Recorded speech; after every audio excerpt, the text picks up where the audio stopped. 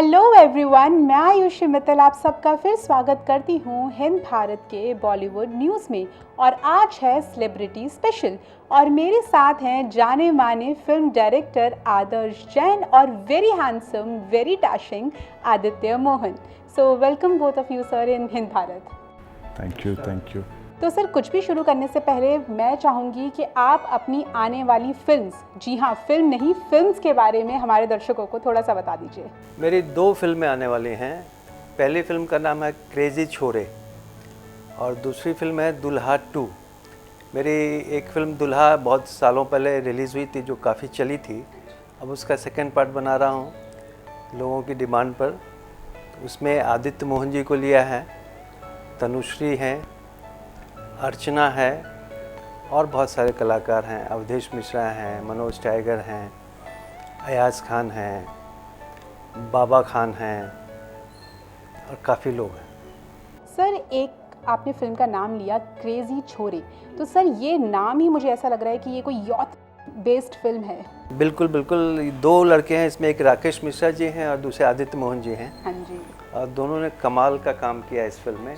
पूरी की पूरी फिल्म हम लोगों ने उत्तराखंड में शूट की, कई लोकेशन पे, और बहुत अच्छी फिल्म बन रही है। अभी इसकी थोड़ी शूटिंग बाकी है जो अक्टूबर में करेंगे और नए साल में इसको रिलीज़ करेंगे। जी हम सबका बेसब्री से इंतज़ार है इस फिल्म का।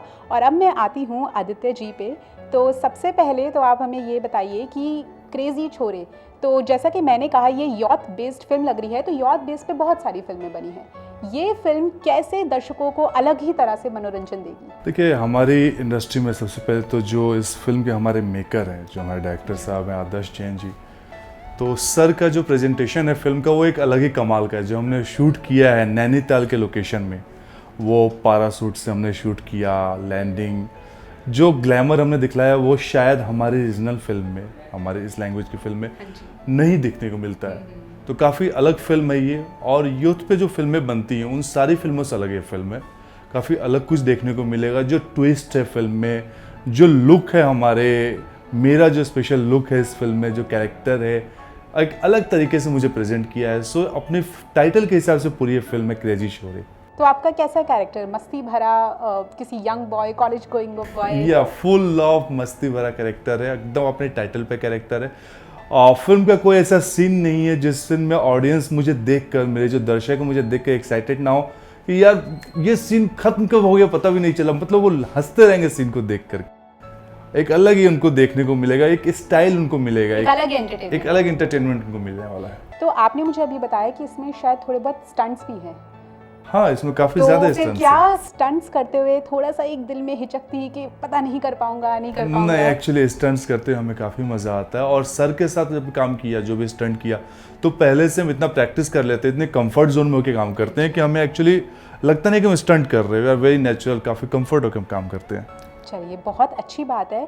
और सर अब एक डिबेट जो है वो थोड़ा सा मैं एक सीरियस मोड पे लेके आती हूँ कि एक बड़ी ही लोगों में एक चीज़ बोली जाती है, जो वर्ड है नेपोटिज्म, जिसको आम बोलचाल की भाषा में हम भाई भतीजावाद बोल लेते हैं, कि हमारी बॉलीवुड या किसी भी फिल्म इंडस्ट्री में बहुत ज़्यादा एक नेपोटिज्म देखा जाता है, एक फेवरिज्म देखा जाता है। तो सर आपको लगता है कि ये सिर्फ कहने की बातें हैं या फिर ऐसा कुछ हमारी बॉलीवुड या फिल्म इंडस्ट्री में एग्जिस्ट करता है? भाई देखिए, हर बिजनेस में भाई भतीजावाद तो होता ही है, सबसे ज़्यादा पॉलिटिक्स में होता है।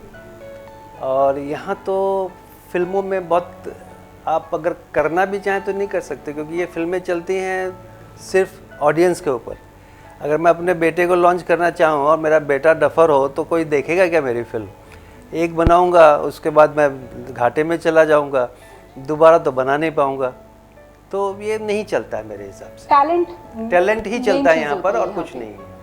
हाँ, अभी टैलेंट भी है, पैसे भी हैं, तो आसानी हो जाती है आदमी को आगे आने के लिए, बस इतनी सी बात है। नए लड़के आते हैं, उनको स्ट्रगल ज़्यादा करना पड़ता है, पर उनमें भी टैलेंट होगा तभी वो आ पाएंगे आगे। तो आदित्य सर आप बताइए कि आपकी जर्नी की शुरुआत कैसे हुई, या आपने क्या क्या कुछ ऐसी चीज़ें जो बहुत ही स्ट्रगल आपको देखना पड़ा, जिसे हम कह देते हैं स्ट्रगल?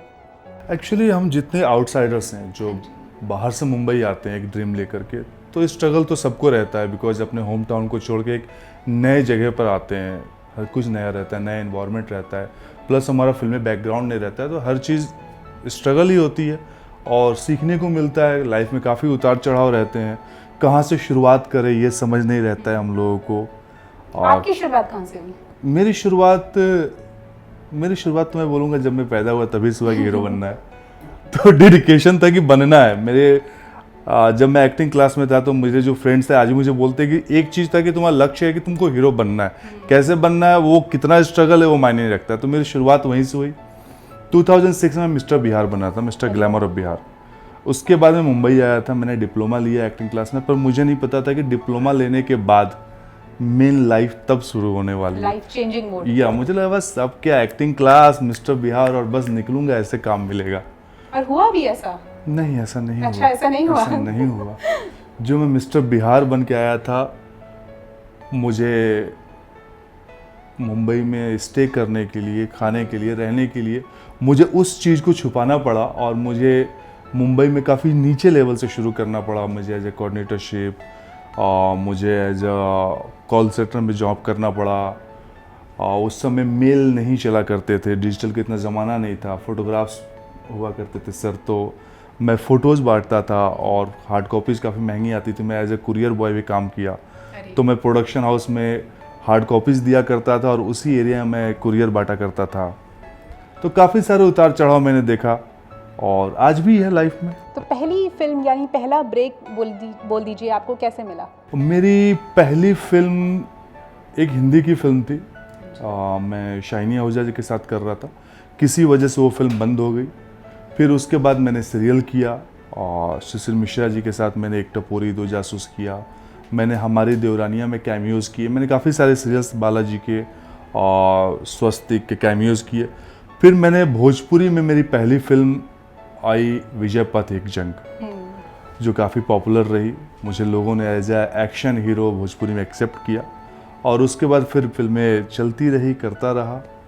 तो बस सिलसिला चल रहा है। चलेगा, बिल्कुल आगे चलेगा। या ऑफ कोर्स वो तो लाइफ टाइम चलेगा, बिकॉज स्ट्रगल तो लाइफ टाइम है, तो लाइफ टाइम काम करना है। सर आदर्श जी, मेरा आपसे एक सवाल है कि जैसे जो नए अपकमिंग एक्टर्स होते हैं, तो ऐसी क्या वो गलतियां कर देते हैं या क्या ऐसा चीज़ होती है जहाँ पे वो फिर आगे लाइफ में एक शिकायत करते हैं कि हमें काम नहीं मिला या हम लाइफ से निराश हो गए? क्योंकि मुंबई एक ऐसी जगह है जिसको माया नगरी बोलते हैं, लेकिन शायद वहाँ पे सबके सपने पूरे नहीं हो पाते। भाई देखिए, जिसमें टैलेंट होगा वही चलेगा। हाँ जी। आप अपने अंदर का टैलेंट कितना बाहर निकाल सकते हैं, आपके ऊपर डिपेंड करता है। टैलेंट सब में होता है। कुछ लोग साए होते हैं, कुछ लोग को चांस नहीं मिलता है, कुछ लोग कर नहीं पाते हैं, चांस मिलने के बावजूद नहीं कर पाते हैं, और किसको छोटा सा चांस में भी दिखा देता है कि मेरे में स्पार्क है, तो डायरेक्टर्स के नज़र में आ जाता है और उनको काम मिल जाता है। और जब दर्शक उसको लाइक करने लगते हैं तो काम और ज़्यादा मिलने लगता है। तो आदित्य जी में आपने वो स्पार्क कब देखा? मैं तो पहली नज़र में ही देख लेता हूँ किसमें कितना स्पार्क है। मैंने तो आज तक जिसको भी इंट्रोड्यूस किया और सबके सब एकदम टॉप में ही चलते हैं। देखिए सर, स्पार्क के साथ साथ मुझे ऐसा लगता है कि लक भी और सही टाइम भी फेवर करता है। देखिए, मैंने पवन सिंह को पवन पुरोहिया में लिया था।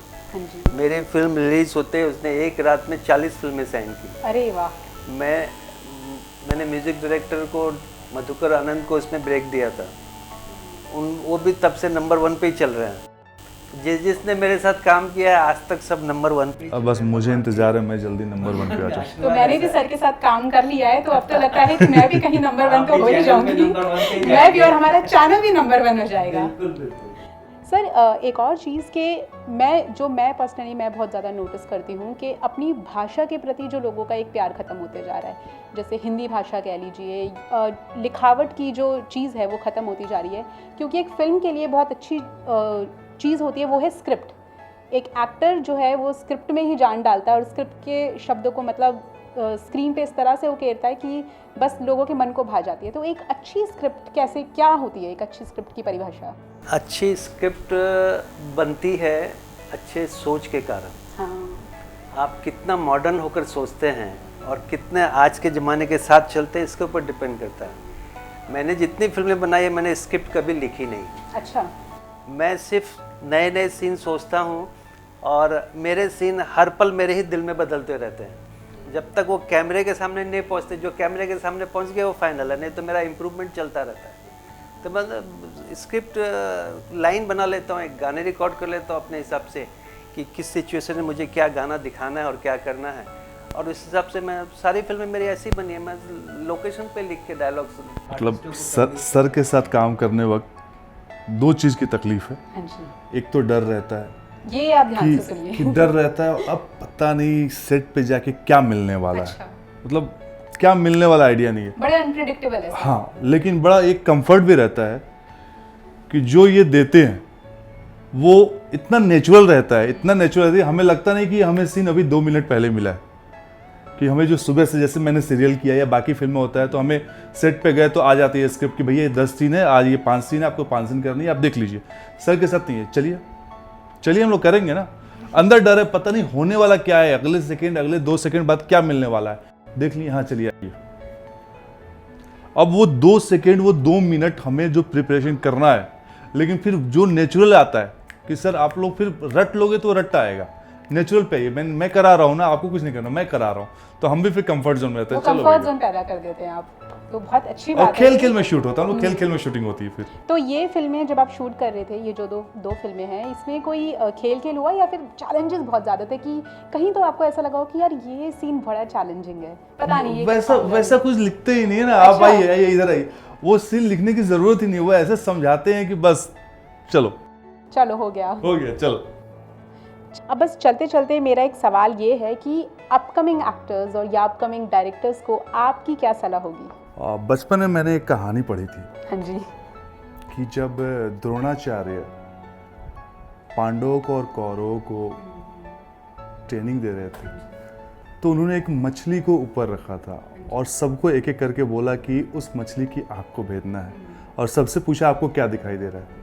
किसी ने बोला मुझे पूरा पेड़ दिखाई दे रहा है, अर्जुन ने बोला मुझे मछली की आँख दिखाई दे रही है। तो अगर आपको, ये मेरा थॉट है, अगर आपको नॉट ओनली फिल्म लाइन, किसी भी लाइन में अपने काम पे अगर आपको सक्सेस करना है, तो आपको उस काम के अलावा और कुछ नहीं दिखना चाहिए। बहुत सारी चीज़ें आती है, सबकी लाइफ में आती हैं, किसी की लाइफ में फैमिली टेंशन है, किसी की लाइफ में डिप्रेशन है, पैसे की तकलीफ है, बहुत सारी चीज़ें होती है। उन सब को लेते हुए बस एक टारगेट है, फोकस।